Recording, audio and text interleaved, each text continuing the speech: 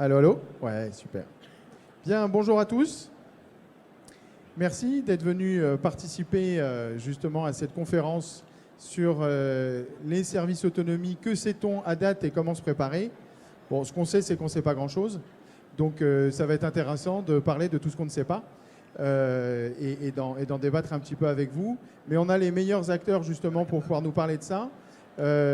Un petit changement de visage de dernière minute, donc ne soyez pas surpris, Julien ne s'est pas transformé en Régis par magie.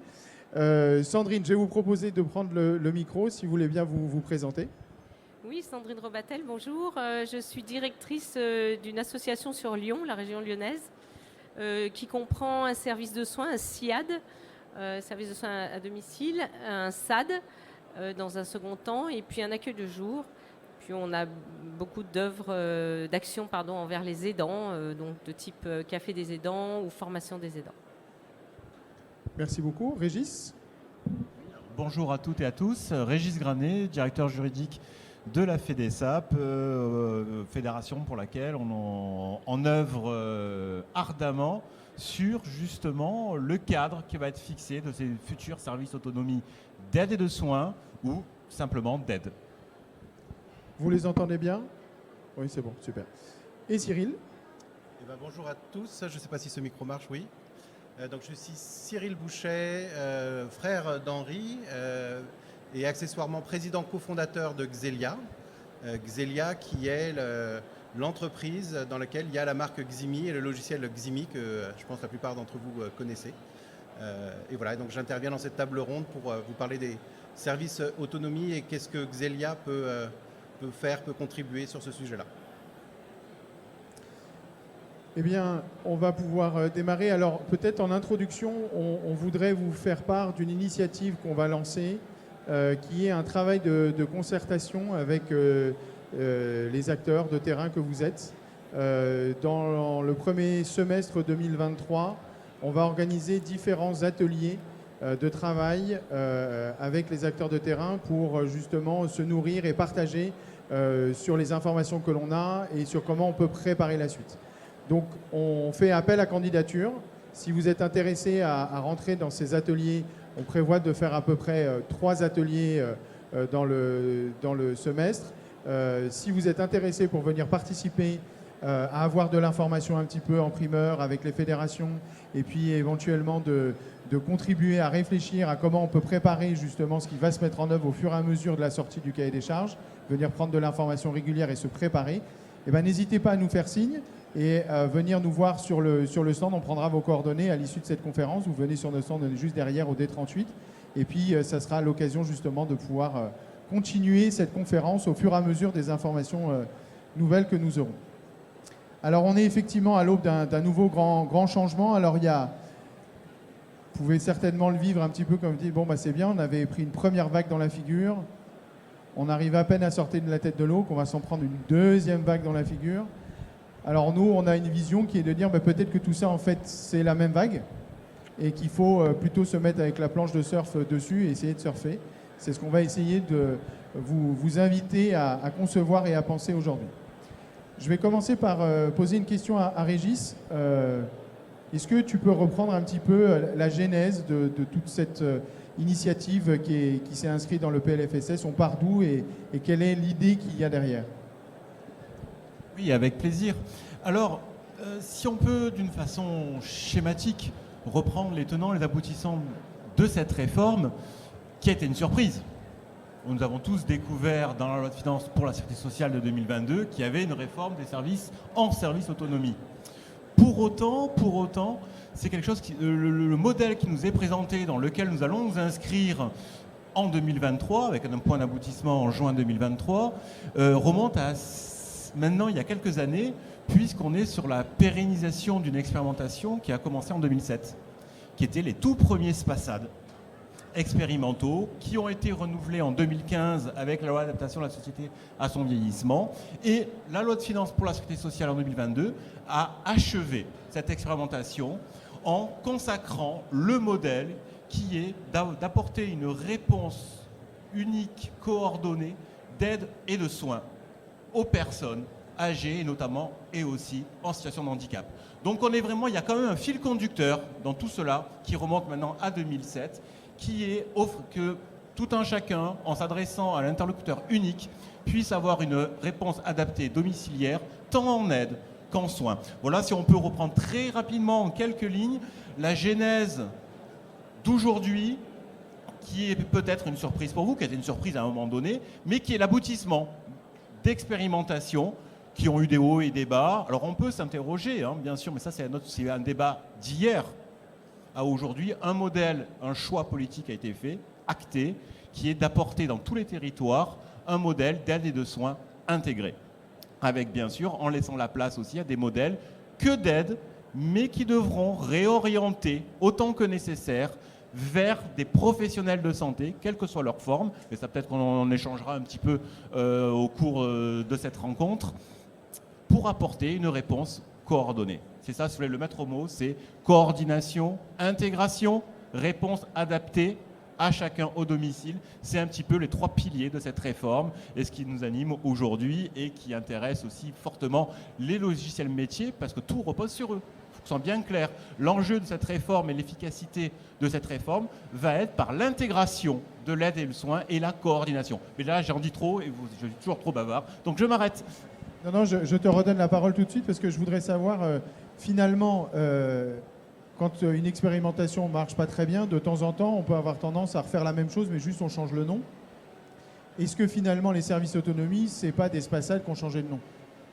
Ah, mais c'est totalement d'Espasade qui ont changé de nom. Alors là, il n'y a pas de doute.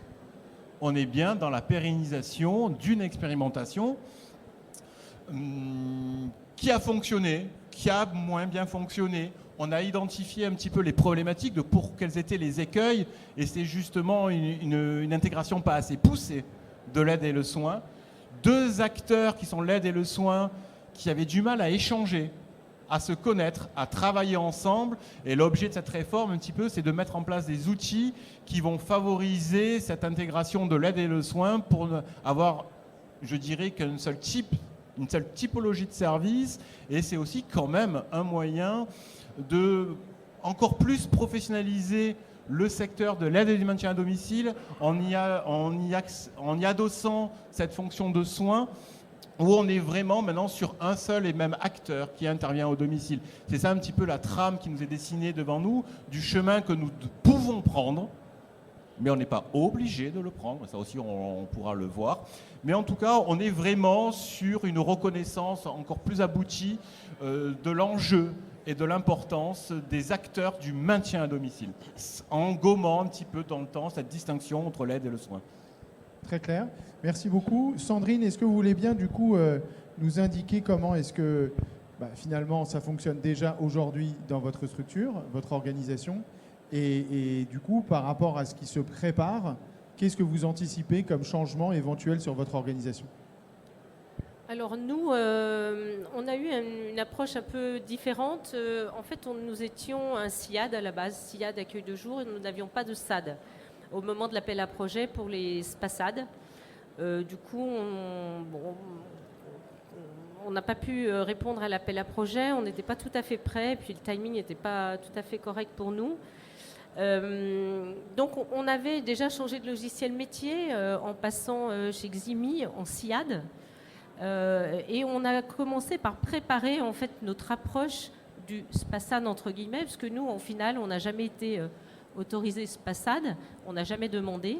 On était plus sur notre développement informatique et donc on a changé de logiciel pour passer le SIAD en télégestion très tôt, donc en 2015. On est passé chez Ximi et on a préparé l'arrivée d'un SAD en sachant qu'on a fait une demande d'autorisation propre à notre structure. Et du coup, aujourd'hui, nous intervenons en aide et soins totalement, mais on a préféré mettre en amont le logiciel. Et une fois qu'on avait ouvert le SAD, d'emblée, passer les salariés en télégestion, tout comme on le faisait déjà depuis plusieurs années avec le SIAD. Donc ça a été, je pense, on a pris les choses dans le bon sens, en tout cas en ce qui nous concerne. Et ça fonctionne très bien comme ça. Et donc on s'appelle pas SPASAD, mais aide et soins. Mais c'est en fait la même chose, si vous voulez. Je pense qu'on est parfois même plus informatisé en aide des soins comme on le fonctionne aujourd'hui que certains SPASAD qui sont rentrés dans l'expérimentation, d'après ce que j'ai compris. En tout cas, ce que ça nous a apporté, c'est que, alors, ça a été compliqué, je ne vous cache pas, hein, pour être concrète, d'intégrer des aides à domicile dans une équipe de soignants. Mais ça, je pense que vous le savez déjà. Donc on avait aussi travaillé un petit peu en amont et dès les premiers recrutements du SAD, on a travaillé avec les deux équipes. Donc on a fait des groupes de travail mixtes avec des intervenants extérieurs hein, pour protéger notre équipe de management.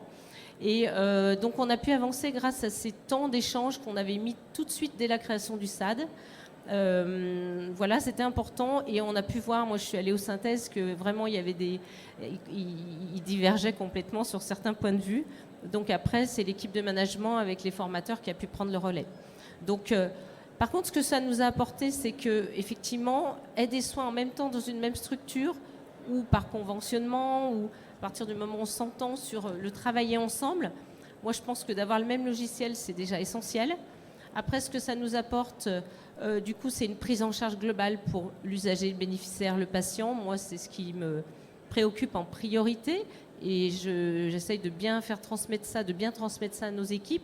Le patient reste bien au centre et ce n'est pas que des mots. Ça, le patient doit être au centre de la prise en charge. Donc là, on peut proposer vraiment une prise en charge globale. La coordination, comme vous le disiez, effectivement, essentielle qu'on a vu du coup prendre plus de place encore dans notre organisation. Et la valorisation aussi des métiers, parce qu'en fait... d'avoir plusieurs services, chacun s'interroge aussi sur ce que fait l'autre. Et puis parfois, il y a des passerelles. Il y a certains qui demandent à être formés pour devenir aide-soignant, pour devenir AES. Voilà, donc des temps d'échange, des temps de réunion, pas forcément toutes les semaines, mais au moins qu'ils se rencontrent, qu'ils puissent échanger entre eux et puis qu'ils puissent voir qu'il y a un parcours possible au sein de la structure. Ça, je pense que c'est important et ça permet de valoriser aussi nos employés. Et vis-à-vis des autorités de tutelle, là aujourd'hui, vous êtes obligé de vous adresser aussi bien à l'ARS qu'au conseil départemental. Comment est-ce que vous gérez un petit peu cette double autorité ? Alors on la gère, nous on a une métropole à Lyon et l'ARS, Rhône-Alpes. Donc effectivement en plus l'accueil de jour est tripartite, comme un EHPAD. Là tout dernièrement, l'ARS m'a proposé un CEPOM SIAD accueil de jour. J'ai osé dire non parce qu'en fin d'année, signer un CEPOM alors qu'on a une réforme au 1er janvier, enfin 2023, donc ils ont validé notre refus.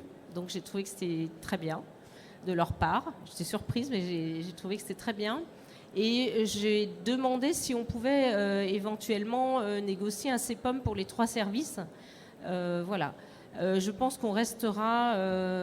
pour moi, j'aimerais bien un seul CEPOM déjà, pour tous les calendriers que ça génère derrière.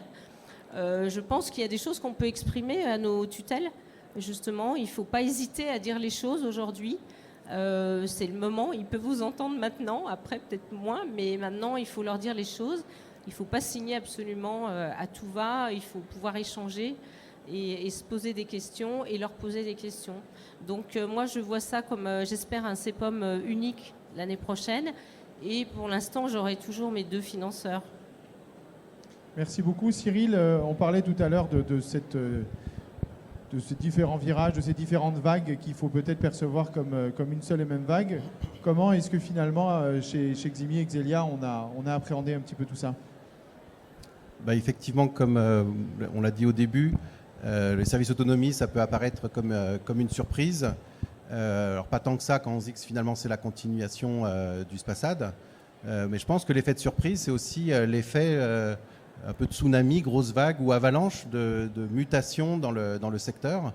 Et donc voilà, il y a l'avance immédiate du crédit d'impôt, il y a Ma Santé 2022, il y a les services autonomie, on parle d'équipe autonome, ça fait énormément de choses. Et donc voilà, pour vos structures, c'est une avalanche, on peut la subir. Qu'est-ce que veut dire tout ça ? En tant qu'éditeur, c'est aussi énormément de choses à prendre en compte, à anticiper. Et donc, je pense que c'est important de vraiment prendre du recul et se dire quel est le sens de tous ces changements. Est-ce que c'est une somme d'un ensemble de changements qu'il faut prendre séparément, ou est-ce qu'en fait, voilà, il y a un sens et il pourrait même y avoir un avantage à regarder l'ensemble de ces changements en même temps et de faire presque un seul changement bien coordonné. Voilà. Et donc le sens, je pense qu'on le connaît tous, hein, c'est de plus en plus de personnes en situation de dépendance, c'est la démographie qui veut ça. Et donc les chiffres sont impressionnants pour les prochaines années. Et en même temps, de moins en moins de moyens, voilà, pour bien s'occuper des personnes en dépendance, ou en tout cas une recherche vraiment active de trouver une façon d'organiser cette dépendance de façon à ce qu'on puisse augmenter la qualité de l'accompagnement, des soins pour les personnes en dépendance. Tout ça de façon de plus en plus économique, voilà, c'est sûr, que ça manque de moyens, et dans un contexte où il est de plus en plus difficile d'attirer et de fidéliser des collaborateurs, des salariés, des intervenants pour réaliser tout ça. Donc c'est un peu la quadrature du cercle, et donc pour réussir à mettre tout ça en œuvre, il est nécessaire de faire bouger les choses, de revoir les façons dont le travail est organisé, dont le secteur fonctionne, de décloisonner. Et donc voilà, donc le sens derrière ça, c'est de faire bouger les frontières, d'abattre les murs et de se dire, voilà, en faisant un peu un reset de l'ensemble du fonctionnement, qu'est-ce qui devient possible. Voilà, et donc il y a évidemment le virage domiciliaire, c'est-à-dire de plus en plus, ça répond aux aspirations de qualité, d'humanité en quelque sorte, de plus en plus que la dépendance se fasse au domicile. Et là, on sait que les restes à charge sont nettement plus faibles dans ce cas-là, mais il faut pouvoir donc bien l'organiser. Il y a des sujets autour de la sécurité, évidemment, de tout ce qui peut... toutes les personnes qui vont être en contact avec des données qui sont sensibles, comment on organise ça. Donc ça, on va en reparler, c'est le cadre de Ma Santé 2022.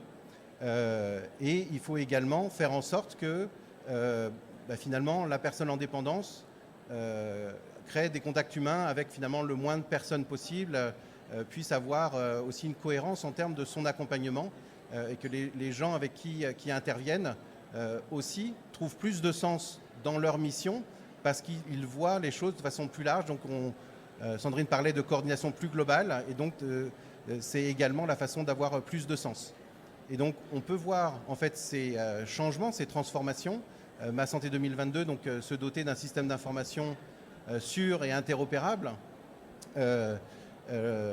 La partie service autonomie, donc de nouvelles façons de s'organiser pour que potentiellement, quand on fait une intervention, on peut faire et du soin et de l'accompagnement. Et donc on peut être à la fois plus pertinent en termes de ce qu'on apporte à la personne indépendante et en même temps plus économique. Voilà. Et donc voilà, donc tout cet ensemble de changements. Aussi, quand on parle de nouvelles organisations, on peut penser aux organisations en équipe autonome. Voilà, quand Sandrine dit il faut que les personnes qui font du soin et les personnes qui font de l'accompagnement apprennent à travailler ensemble.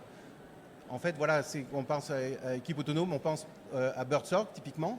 Ce décloisonnement-là, on tombe dans le fonctionnement de Buurtzorg en Hollande, hein, donc qui est cette structure qui fait du soin et de l'accompagnement à domicile sous forme d'équipe autonome et qui a un petit peu un modèle qui est repris.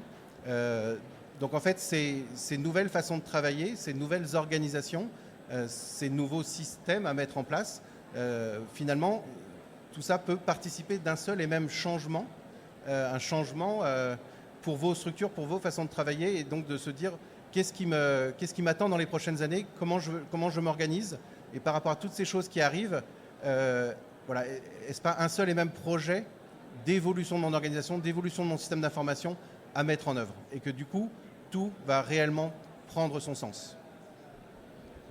Merci pour cette mise en cohérence. Mais du coup, si on rentre un petit peu dans le détail maintenant, Régis, dans le travail que tu mènes vis-à-vis justement des pouvoirs publics et de tout le travail fait par la FEDESA pour influencer un petit peu les textes, comment est-ce que justement, tu en as parlé tout à l'heure quand tu as parlé de tout ça, ça se fait avec l'outil informatique.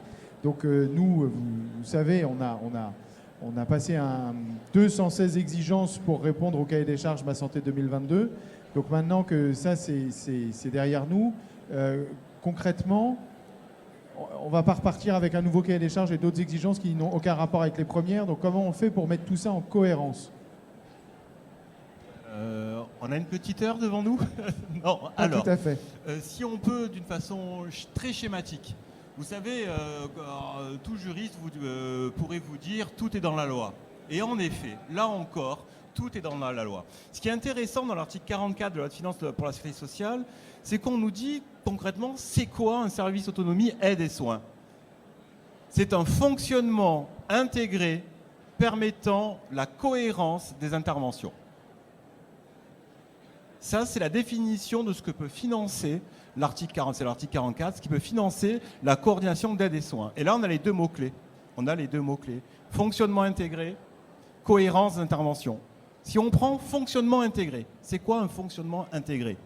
C'est-à-dire qu'une même structure, c'est-à-dire ce qu'on appelle en droit du travail le pouvoir de direction, va pouvoir imposer un modèle de fonctionnement qui s'applique autant du personnel de soins qu'à du personnel d'aide. Ça passe par quoi ? Ça passe par le parcours du patient, le parcours du client, on l'appellera suivant nos chapelles comme on l'entend, mais ça veut dire qu'il faut un logiciel qui permette de faire quoi ? D'abord, d'évaluer des besoins, autant d'aide que de soins. Que cette évaluation puisse être partagée autant par des salariés de l'aide que des salariés du soin.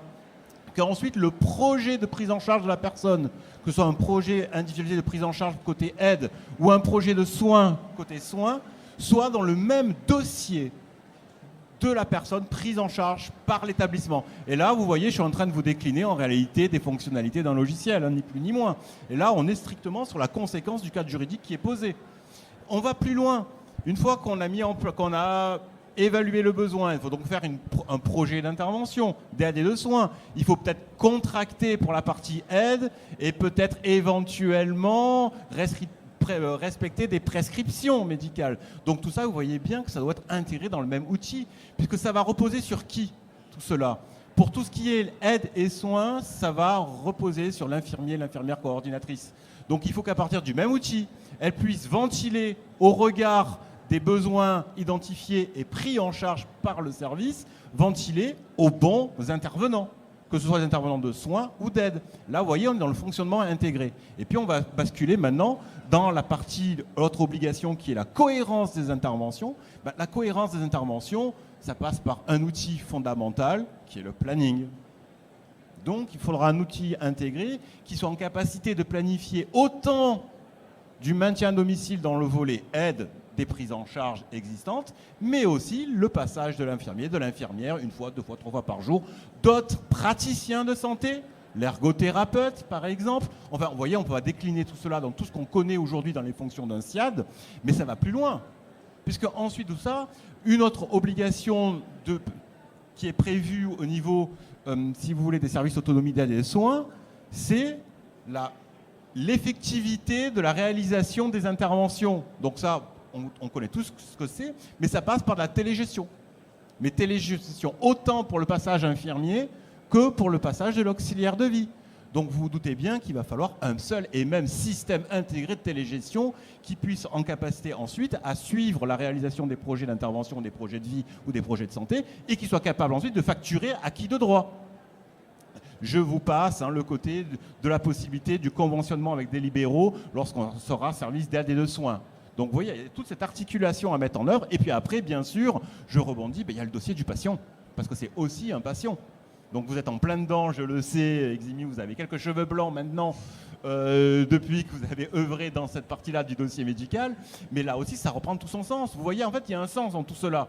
C'est vrai que l'année dernière, on se retrouvait ici dans les mêmes lieux où on se posait la question, le SSS numérique, c'est quoi ? À quoi ça va servir ? C'est supplétif, on n'en a pas besoin. Vous voyez qu'un an après, on est rattrapé par le cadre juridique. Et voilà où on en est. Et enfin, pour boucler la réponse à la question, quels sont les enjeux ? Les enjeux, il y en a de nombreux. C'est pour ça que je demandais est-ce que j'ai une heure ou pas devant moi. Mais très simple, d'une fédération, le rôle d'une fédération dans tout cela, c'est quoi ? C'est permettre que tout un chacun qui le souhaite puisse devenir un service d'autonomie, aide et de soins. Donc c'est comment demain on puisse mettre en place les conditions pour que vous puissiez solliciter une autorisation de soins. C'est Premier élément. Ensuite, la forme juridique. On voit que la loi nous a fixé un cadre très particulier. Et à titre d'information, et je fais très vite parce que je vois Henri qui commence à faire les gros yeux déjà, je le vois du coin de l'œil. Il faut, si vous voulez, quel est le cadre ? Ce sera une seule et même personnalité juridique qui sera détentrice de l'autorisation aide et soins, sous forme de dérogation pendant les 2 ans qui viennent à partir de la publication du cahier des charges, qui devrait, il est prévu initialement au plus tard au 30 juin 2023. Il faut s'attendre peut-être à un petit report dans le temps. Mais on va essayer de tenir les délais. Ça veut dire donc, dans un premier temps, on pourra conventionner avec une autre structure détentrice de l'autorisation que nous n'avons pas pour faire un service aide et soins. Mais ce conventionnement n'est qu'une dérogation. C'est-à-dire les structures qui ont sollicité une autorisation aide et soins, donc service autonomie du premier alinéa, devront nécessairement se transformer dans les 2 ans qui viennent après la publication du décret en une seule et même entité juridique. Grosso modo, vous êtes un SIAD, vous êtes un SAD, vous signez un PAX pour 2 ans et au bout de 2 ans, ça doit aboutir nécessairement sur soit une fusion-absorption, soit sur une fusion-création. Je resterai simple, mais après on pourra en échanger si vous voulez plus tard. Et après, il y a le service d'aide à domicile qui veut devenir soin. Il n'est pas obligé de se marier. Il peut aussi solliciter de lui-même une autorisation de soins du moment qu'il satisfera au cahier des charges, au nouveau cahier des charges des services autonomie, sachant que juste, je vous le donne comme information, vu que nous sommes tous titulaires d'une autorisation, que ce soit d'une autorisation de soins ou d'une autorisation d'aide à aujourd'hui, nous obéissons tous aux principes généraux du Code de l'action sociale des familles, ce qui veut dire que vous serez tous dispensés de répondre à un appel à projet pour solliciter une autorisation de soins, par exemple, si vous êtes aide, et si vous êtes autorisé soins, vous serez dispensé d'appel à projet pour solliciter une autorisation aide. Parce que ça, c'est le cadre juridique classique des établissements médico-sociaux. Je m'arrête là. Oui, je pense que dans la dernière partie, on va revenir, parce que tu es allé très vite sur plein de points qui, à mon avis, sont très importants, mais on va avoir la dernière partie pour y revenir. Sandrine, concrètement, du coup, toute cette mise en cohérence, parce que vous-même, je crois que vous êtes lauréat, vous êtes membre d'une grappe dans votre région, et vous avez donc été embarqué par les équipes de Xelia également dans une transformation numérique là-dessus. Comment, dans votre structure, finalement, vous mettez en cohérence ces 2 sujets, Ma Santé 2022 et toutes les contraintes de fonctionnalité et de réglementaire, et ce que vous avez mis en œuvre opérationnellement dans votre organisation? Alors en fait, pour répondre à Régis, nous, effectivement, avec le logiciel Ximi, concrètement, effectivement, on a déjà toute la question planning SIAD, SAD. Toute la logistique d'intervenants, d'un libéral, effectivement, moi c'est un outil qui est assez intuitif, donc voilà, il faut rentrer les données et puis après vous placez assez simplement sur vos plannings. Vous pouvez faire des cycles, par exemple, pour quand vous avez des passages réguliers chez les personnes. Nous, ce qui nous intéresse ici, effectivement, c'est la cohérence des passages, et vous le savez bien, on n'est pas un des secteurs les plus attractifs actuellement. Donc il faut bien qu'on fasse attention à l'utilisation de nos salariés et de nos moyens humains. Donc ça permet effectivement une meilleure coordination, d'éviter 2 passages pour peut-être la même chose, mais de se coordonner sur qui fait quoi, quelles sont les missions de l'un et de l'autre, et de travailler vraiment en complémentarité. Donc effectivement, parfois on va essayer de faire passer, au lieu de 2 personnes, on va en faire passer qu'une. À l'inverse, parfois, on va être obligé de doubler parce qu'on a des personnes où il faut doubler à domicile parce que ce sont des structures vers lesquelles viennent les patients les plus lourds actuellement. Je pense que vous êtes tous concernés par cette situation-là. D'ailleurs, c'est un des points critiques par la suite. J'espère qu'on ne prendra pas que les personnes lourdes au niveau de la dépendance, parce que les équipes ne vont pas forcément tenir. Donc, mais en fait, avec le logiciel, on peut aussi bien aménager, peut-être enlever une toilette assez simple, je vais vraiment dans le concret, à une aide-soignante et la passer à une aide à domicile formée pour, et qu'elle fasse l'aide et le soin en même temps. Et à l'inverse, on cumule les passages, si besoin, chez des personnes un peu plus dépendantes. Ça nous permet de faire plusieurs passages et de mieux cibler les besoins des personnes. Et puis de cibler aussi, nous, par rapport à nos équipes humaines qui sont sur le terrain, celles qu'on a actuellement, évidemment. pas celle qu'on avait il y a quelques temps. Pour revenir sur ce que vous me disiez, moi je trouve que effectivement on a passé l'étape Covid. Je trouve qu'on s'est pas mal débrouillé. On a beaucoup réfléchi, on a beaucoup avancé. Alors là, à bas la résistance au changement, il a bien fallu qu'on mette en place des nouvelles solutions, etc. Pour moi, cette réforme, c'est une continuité. Moi, j'aime bien le changement, mais je pense que là, c'est vraiment nécessaire. Avec tout ce qu'on a vécu, on a besoin d'avancer. On voit que le système de santé est en souffrance. À domicile, on est tous en train de craquer, les équipes aussi. Donc, on a besoin de renouveau et je pense que c'est vraiment important. Moi, je l'accueille à bras ouverts, cette réforme. J'espère que je ne me tromperai pas. En tout cas, il ne faut pas avoir peur d'aller vers les outils qu'on a, les outils d'aujourd'hui, les outils numériques. On a la chance d'avoir tous ces outils. Je vois qu'au niveau, par exemple, moi, j'ai décloisonné d'emblée, donc il y a quelques années, les transmissions ciblées. Vous savez, toutes les relèves qu'on faisait sur papier. J'ai tout décloisonné via Ximi, donc ils font tout sur des smartphones comme SMS. Alors maintenant, tout le monde sait faire un SMS, donc c'est pratique. Mais surtout, ce que je veux dire par là, c'est que grâce à Ximi, on vient aussi d'intégrer notre service, qui n'est pas vraiment à l'ordre du jour, mais l'accueil de jour. Ce que je veux dire, c'est quand un patient ou un bénéficiaire utilise les 3 services, si la personne tombe à l'accueil de jour en journée, le soir, les équipes qui passent les faire manger ou faire le change sont au courant qu'il y a eu une chute parce que la transmission, elle est globale à tous les services.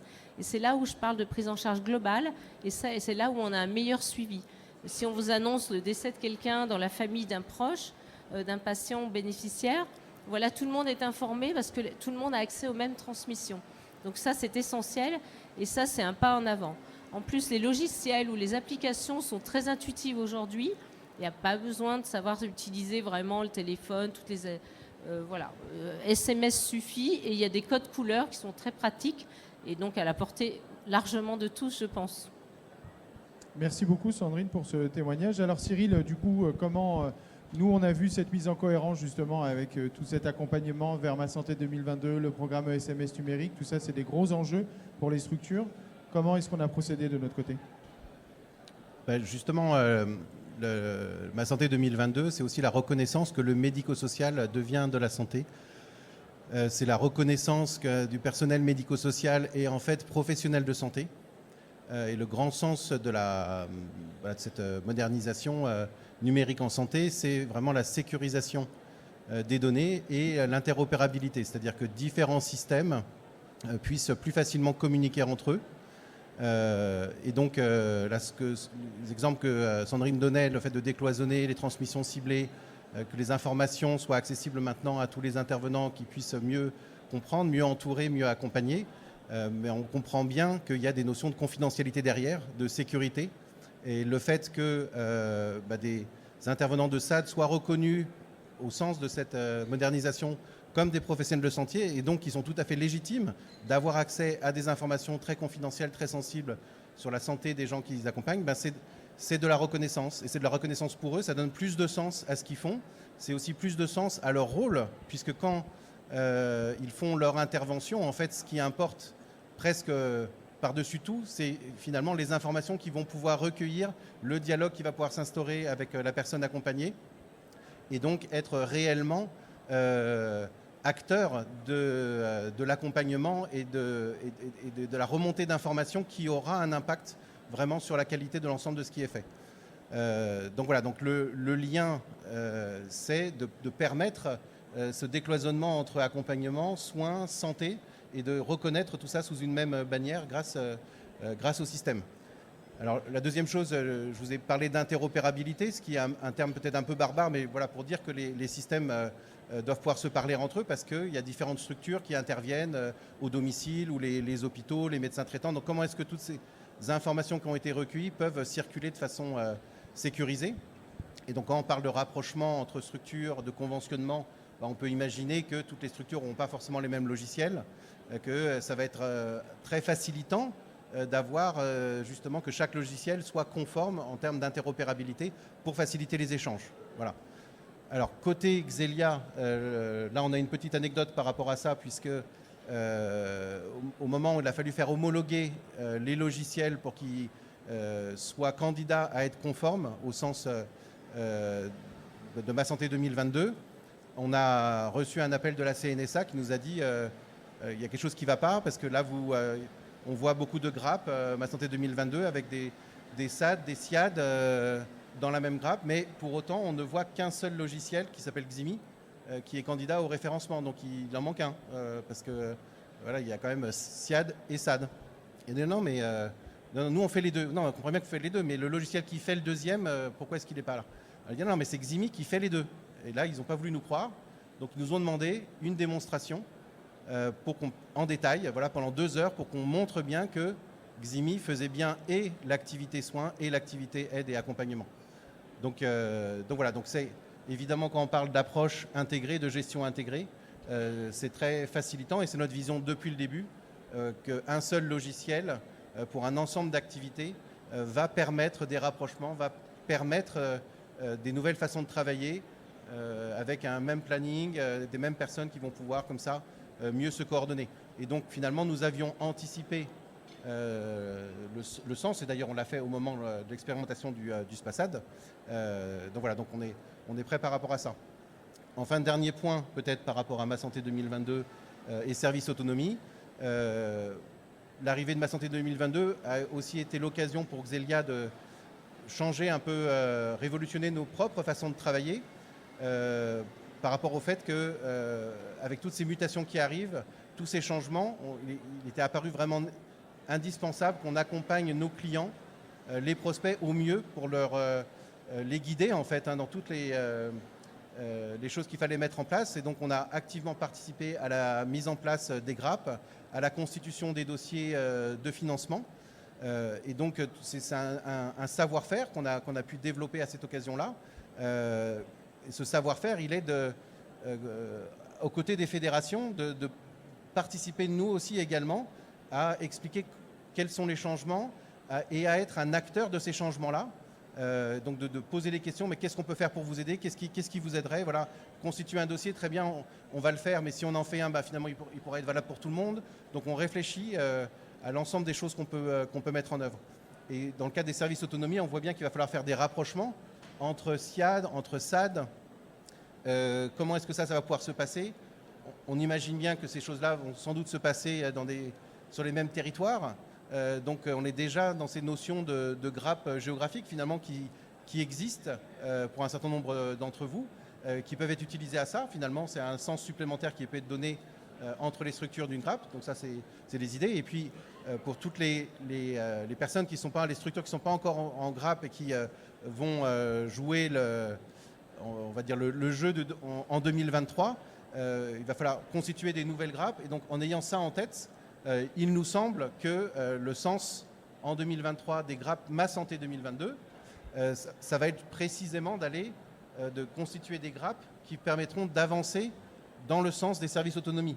Et que ces grappes-là, elles seront ouvertes à la fois pour des clients Ximi, mais des clients qui ne sont pas encore des clients Ximi, et voilà, ce sera la bonne occasion pour créer ces rapprochements, et créer ces services autonomie et permettre de financer la mise en place d'un logiciel qui permet cette gestion intégrée avec les financements Ma Santé 2022 pour permettre en fonction service autonomie 2023. Voilà un petit peu tout ce qui est le lien nous faisons entre Ma Santé 2022 et service autonomie. Des liens très très importants. Alors on va terminer avec la dernière partie de cette conférence je pense que tout le monde est aussi un peu en demande de concret. Comment est-ce que concrètement on se prépare? Comment est-ce que concrètement on peut mettre des choses en place? Est-ce que Régis, tu peux, sachant qu'encore une fois on ne sait rien, donc dans ta boule de cristal, que vois-tu? Et finalement, si on devait reparler un peu calendrier, ou si tu pouvais peut-être reprendre un petit peu plus lentement toute la partie structure juridique que tu as évoquée pour que les gens anticipent et préparent justement les enjeux pour eux et les rapprochements éventuels. Est-ce que tu peux bien nous redétailler un peu ce qui va se passer dans l'année 2023 concrètement pour nos structures? Alors, en termes de calendrier, il y a 2 dates à retenir. La première date, c'est que le cadre juridique des services autonomie qui peut demain devenir un service autonomie, aide et soins. Sous quelle forme juridique? Et ensuite, comment ces services vont travailler au quotidien et quelles sont les exigences pour lesquelles ils devront satisfaire pour prétendre être un service aide et soins ou aide et je réoriente vers des professionnels de santé. C'est mars 2023, le projet de décret fixant le cadre juridique et le cahier des charges devra être soumis au Conseil d'État pour que donc le décret qui fixe le cahier des charges des services autonomie puisse être publié en juin 2023. Ça, c'est l'objectif fixé de par la loi. Alors, est-ce que les travaux vont être au rendez-vous de cet agenda? Aujourd'hui, le 6 décembre, on aura fini le cadre les échanges avec l'administration sur la fixation du cadre juridique. C'est ce qu'on appelle les D dans le Code de l'action sociale des familles. Qui peut solliciter une autorisation, sous quelle forme, dans quel délai. Tous ces travaux-là, ils devraient se conclure la semaine prochaine. Alors, ça ne veut pas dire que nous sommes d'accord avec l'administration. Attention, c'est que l'administration nous a écoutés, plus ou moins, a changé plus ou moins de position. Mais en tout cas, ces premiers travaux-là ont fini. Pour que la seconde phase des travaux démarre au mois de janvier, donc sur 3 mois, écrire l'ensemble des exigences dans le cahier des charges. Donc je ne vous cacherai pas qu'en 3 mois, c'est un beau challenge. Je ne suis pas convaincu dans l'absolu qu'on arrive à tenir les délais du mois de mars. Peut-être qu'il y aura un léger décalage. Admettons qu'on reste dans les clous, dans le calendrier. À partir de juin 2023, il y aura 3 situations bien distinctes. Vous aurez la première situation qui ne concerne que les SIAD. Les SIAD, pour eux, il y a un compte à rebours qui démarre en juin 2023. Ils auront 2 ans pour solliciter ils seront réputés autorisés soins et aide, et ils ont 2 ans pour mettre en place une activité d'aide. Après, on pourra voir sous quelle forme juridique, est-ce qu'ils créent en propre ou est-ce qu'ils conventionnent, on verra. Mais s'ils conventionnent avec un service d'aide à domicile, ils auront, là les délais pas encore fixés, 2 à 3 ans pour fusionner. Ou, alors fusionner, l'un absorbe l'autre, peu importe dans quel sens d'ailleurs, il n'y a pas de sujet. Ou alors pour créer une nouvelle structure, soit unique, soit un GSMS, mais là il y a des petits soucis, je ne rentre pas dans les détails, mais il y a des petites problématiques techniques derrière qui devront être réglées là dans les prochains mois. Ça, c'est pour les services d'aide à domicile.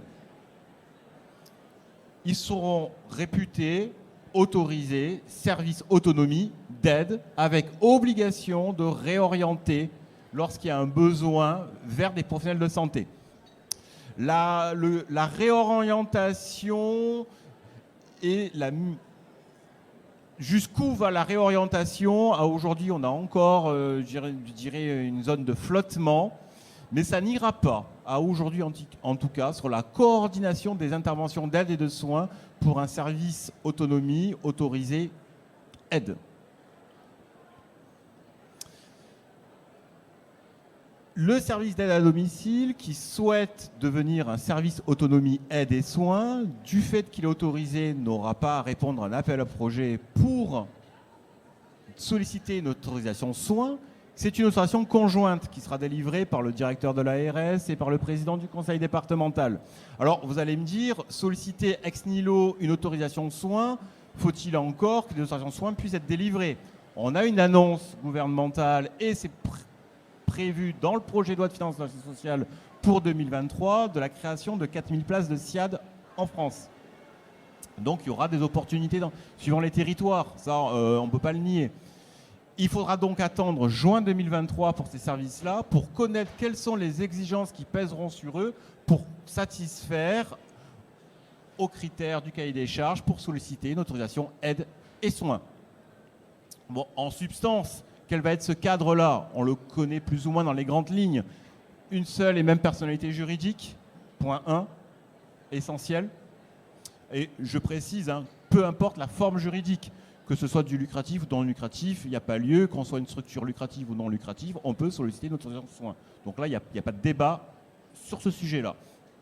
Ensuite, obligation à minima que l'on connaît déjà aujourd'hui d'un infirmier, d'une infirmière coordinatrice dans les équipes.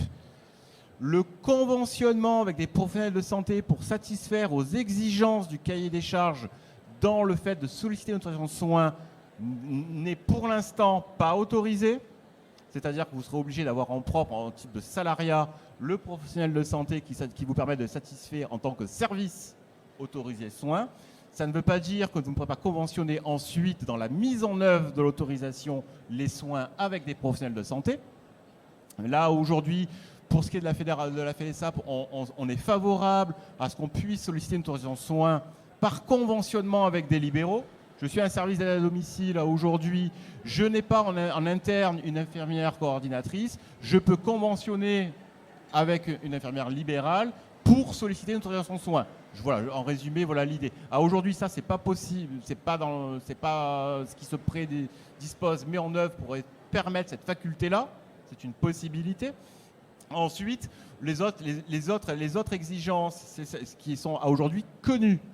Ça va être donc un système intégré de télégestion ou un autre moyen. Là, il y aura encore des possibilités, ça va se peaufiner dans les prochains mois. Que le service autonomie et de soins ait un pouvoir de direction autant sur les salariés d'aide que sur les salariés de soins. Alors là, techniquement, c'est une découverte d'hier soir, je ne vous cacherai pas. Donc ça va poser des débats parce que si j'ai un service d'aide à domicile qui conventionne avec un SIAD pour solliciter une autorisation aide et soins, pour satisfaire aux exigences, moi, ça me pose un gros problème du partage du pouvoir de direction. Parce que ça a des conséquences en droit social assez importantes. C'est qui est l'employeur de qui réellement, quel champ conventionnel va s'appliquer si le pouvoir de direction est conjoint. Du coup, de fait, ça sort un petit peu le GSMS du champ des possibles, alors que depuis le début, c'est le modèle cible un petit peu qui est préconisé. Donc, vous voyez encore beaucoup d'interrogations, beaucoup de points à lever dans les mois qui viennent. Enfin, je finis parce que le temps file. Il faut aussi se poser la question, mais autorisation aide, autorisation soins, il faut bien que ça s'exerce quelque part. C'est le territoire, le périmètre de l'autorisation. Le périmètre d'autorisation d'un SIAD n'est pas le même que le périmètre de l'autorisation d'un service autonomie. D'autant plus que depuis 2000, notamment avec 2015, où les ex-structures agréées sont réputées autorisées, sur le périmètre de leur agrément, donc très souvent, on a quand même un florilège de services d'aide à domicile qui sont autorisés pour intervenir sur l'ensemble du département. Ça ne correspond pas aux autorisations soins des SIAD existants. Donc il va falloir articuler les deux avec un principe posé qui est que le périmètre d'intervention de la nouvelle autorisation aide et soins devra être identique. Je devrais être autorisé sur le même territoire d'aide que sur le territoire de soins. Grand quid, qui va l'emporter sur qui? Est-ce que c'est le périmètre le plus large qui va s'imposer au périmètre qui va écraser le périmètre le plus court? C'est un vrai enjeu, un vrai débat. On sait tous que la solvabilisation d'un tel service ne peut pas passer par un territoire restreint. On n'a pas les mêmes contraintes économiques. Et donc, il est peut-être un peu illusoire, voire hasardeux pour l'avenir et le succès des services autonomie, d'avoir un champ trop restrictif d'aide à domicile au regard de ce que l'on connaît aujourd'hui du périmètre d'intervention du soin. Donc, faut-il aller, en tout cas ce qu'on va essayer de pousser, c'est de pousser un équilibre sur les territoires d'intervention permettant une solvabilisation, une viabilité économique des nouveaux services. Avec la logique voudrait, et là je mets du grand conditionnel, mais la voudrait logique, que si on veut que ça fonctionne, il ne faut pas qu'il y ait de perdants.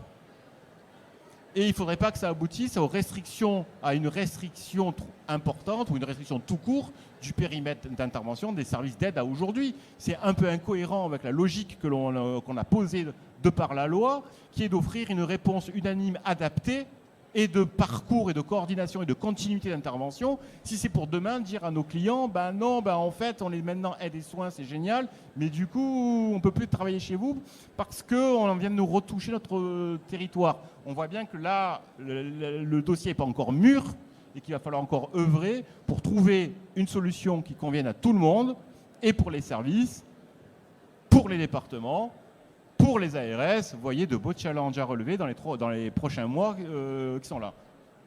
Je ne sais pas si j'ai répondu à Si, toute la clairement. question, mais Si. j'essaie d'aller assez vite. À toute la question et tout ce que je n'ai pas posé. Donc merci beaucoup. Sandrine, comme on approche effectivement un petit peu de la fin, Sandrine, bon finalement, quand on écoute Régis, on voit bien que vous avez été visionnaire, hein, puisque vous avez exactement commencé dans ce sens-là, un SIAD qui a ouvert un SAD et qui a mis en place tout ça.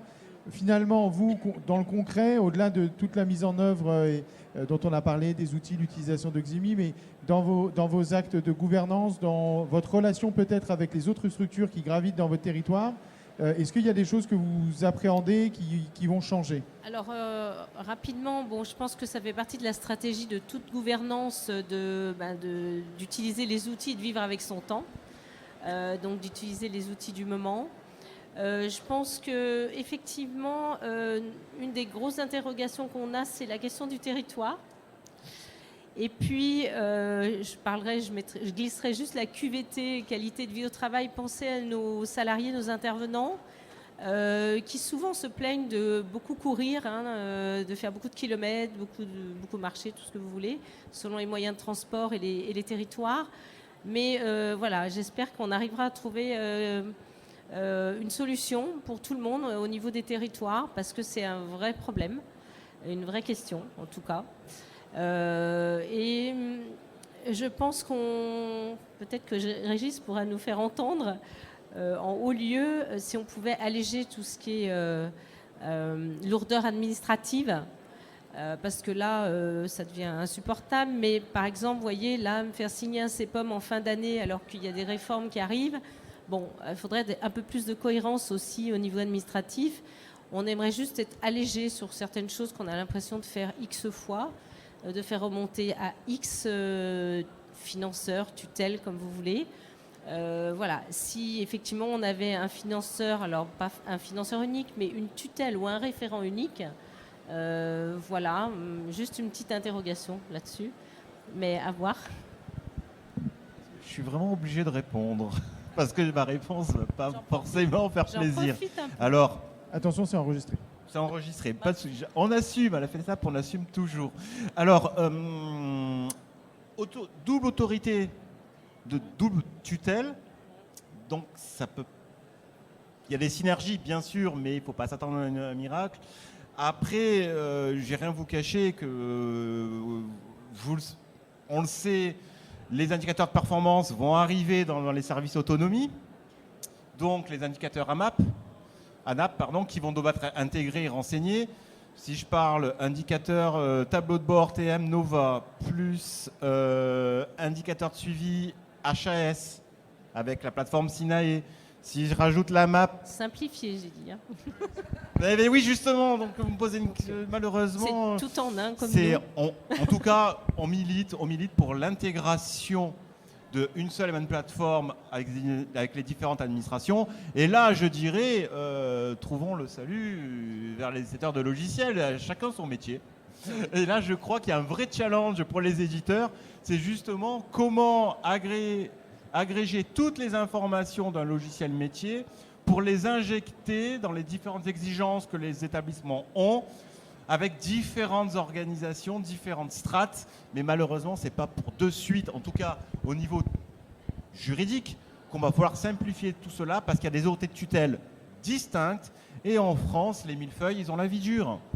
Oui, mais alors... Donc la solution, c'est plutôt le logiciel. Aujourd'hui, oui. L'efficacité, le pragmatisme, c'est plutôt par le logiciel qu'il va falloir passer que par un changement de doctrine ou de chapelle de différentes administrations. Il faut être clair, soyons objectifs. D'accord, mais on a déjà le logiciel qui a toutes les données. Donc après, voilà, c'est bien d'y travailler. Merci.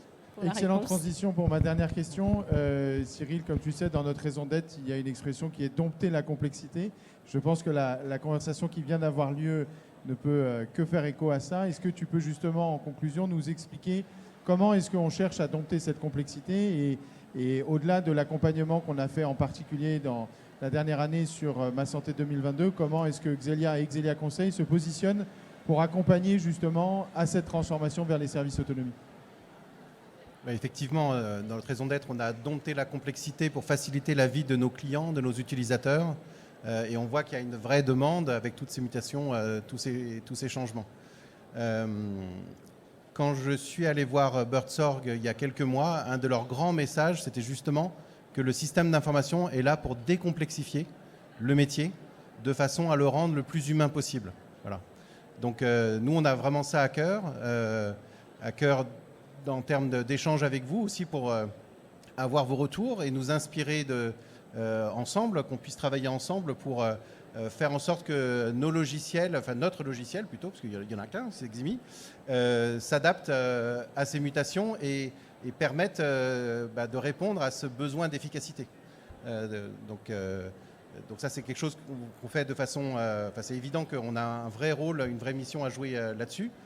Ensuite, par rapport aux complexités un peu juridiques, transitoires, le temps que les choses se mettent en place, on peut voir le système d'information comme étant une couche qui permet opérationnellement des genres de fonctionnalités de fonctionner ensemble indépendamment de la structure juridique. On arrive à dépasser, transcender un petit peu ces contraintes pour aller plus dans l'opérationnel, le terrain, et rendre possible sur le terrain peut-être des choses qui seront juridiquement possibles un petit peu plus tard, évidemment, dans le respect du cadre légal et réglementaire. Mais je pense que c'est aussi une solution pour dépasser un petit peu ces contraintes-là et avoir des solutions concrètes et pragmatiques, voilà, pour vos collaborateurs tous les jours. Alors nous, au-delà de notre rôle d'éditeur, face à la complexité justement à appréhender et aux besoins d'accompagnement, on a considéré qu'on devait augmenter notre mission et l'étendre, notamment en termes d'accompagnement. Donc on s'est doté d'une équipe qu'on appelle Xelia Conseil, et qui est née du fait de ce besoin-là, mais qui aussi est née parce que nous avons fait l'acquisition de Brigitte Croft Conseil et Associés en 2021. Et donc Brigitte Croft Conseil et Associés fait du conseil et de la formation pour vos structures. Donc on a intégré ça chez Xelia, on a intégré la structure, les personnes, évidemment, et tout leur savoir-faire. Et également, début 2021, nous sommes nous-mêmes transformés. Nous avons basculé, nous avons démarré ce projet pendant la période Covid, qui est, comme Sandrine l'a dit, une période où on se rend compte qu'en fait, ce qu'on pensait impossible devient possible. Et on n'a pas spécialement envie de sortir de ce genre de crise de la même façon qu'on y est rentré. Donc on a décidé de nous transformer en tant qu'organisation, en tant que Xelia, en mode entreprise libérée sous forme d'équipe autonome. Donc nous sommes nous-mêmes organisés en équipe autonome, non seulement les équipes terrain, notamment les équipes Ximi qui sont en contact avec vous, mais également le siège qui s'est transformé en équipe autonome. Et une de ces équipes autonomes s'appelle Xelia Conseil et a, dans le cadre de cette transformation, accueilli les anciens managers et directeurs qui se retrouvent donc dans cette équipe. Et cette équipe qui rassemble une vingtaine de personnes très expérimentées, connaissant très bien vos métiers, le secteur, et qui sont du coup extraits de l'opérationnel, voilà, qui est faite par les équipes opérationnelles autonomes, et disponibles pour accompagner sur des sujets à impact fort. Ça a été le cas de Ma Santé 2022, voilà, avec une coordination globale faite au niveau de Xelia pour la mise en œuvre, cette révolution de cette nouvelle façon de vous accompagner. Cette capacité d'accompagnement, elle est évidemment disponible pour toutes ces transformations qu'on est en train de discuter en termes de service autonomie. Et donc, voilà, donc un message peut-être très concret, c'est si vous avez le temps de passer sur le stand Ximi, il y a un endroit pour Xelia Conseil. Et donc, si vous êtes intéressé pour anticiper et commencer à démarrer des réflexions, contribuer avec vos idées aussi, vos idées d'évolution du logiciel, venez nous voir et on pourra directement commencer à travailler ensemble et à organiser ce qui va devenir une coopération, un accompagnement vraiment en amont. Et puis, je dirais, dernier message, quand on pense à Ma Santé 2022, justement en 2023, je pense que c'est maintenant qu'il faut commencer à y penser. Si vous êtes dans une grappe, c'est bien. Si vous n'êtes pas encore dans une grappe, de vous poser la question de rentrer dans une grappe. Et donc, comme je l'ai indiqué, je pense qu'en 2023, il faut absolument se poser la question à l'aune des services autonomie. C'est-à-dire, si vous avez repéré sur votre territoire des gens avec qui vous pensez que ce serait intéressant de travailler, ben je pense que ça a beaucoup de sens que vous vous retrouviez au sein d'une même grappe et que ce soit l'occasion, cette grappe, de vous réunir, commencer à discuter. C'est un cadre justement pour faciliter les échanges et ça va être un cadre aussi pour obtenir des financements qui vont aider à mettre en place des nouvelles façons de fonctionner, des nouveaux systèmes.